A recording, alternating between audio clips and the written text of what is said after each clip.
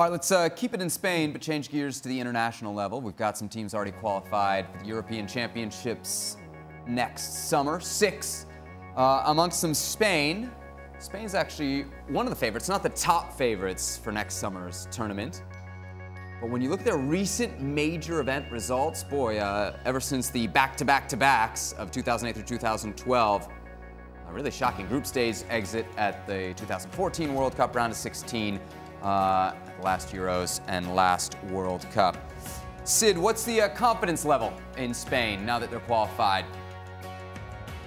Well, the way that they qualified and also that record that you're talking about, and of course the disappearance now almost entirely of that successful generation, and the other day Spain had a starting 11 that had no players in it that had played in any of those 3 finals, whether 2008, 2010 or 2012.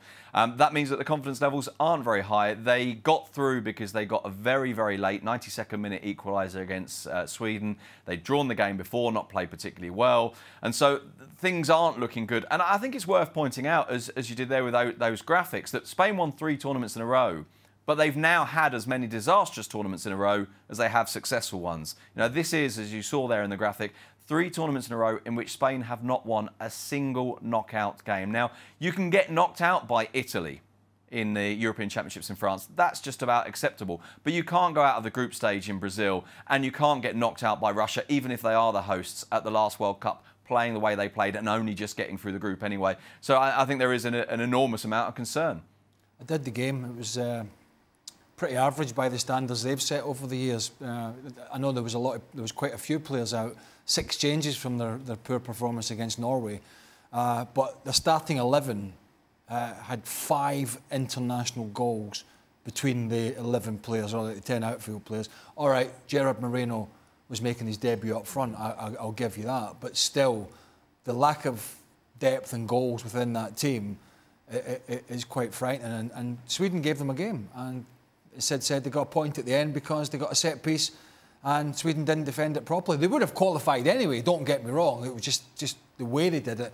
And they've got, like Germany and 1 or 2 others, they've got a few months to sort themselves out. Otherwise, I don't think they're going to be in the hunt to win the Euros. They're the 3rd favourites. Are they the 3rd best team in Europe? Nope, they are not.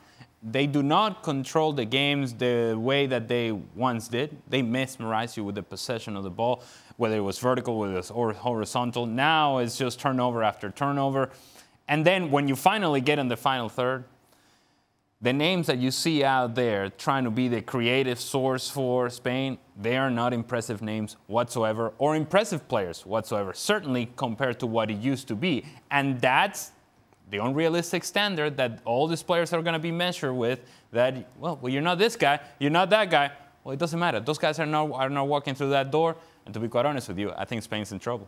I think the challenge for this Spain team is you just don't know who they are. You don't know what their philosophy is, you don't know what they're good at, or how they're going to play the game. Whereas the great Spanish teams of not so long ago, you knew exactly what you were going to get, and it was up to you to try to stop it. Not many did. This Spain team, not a whole lot to offer.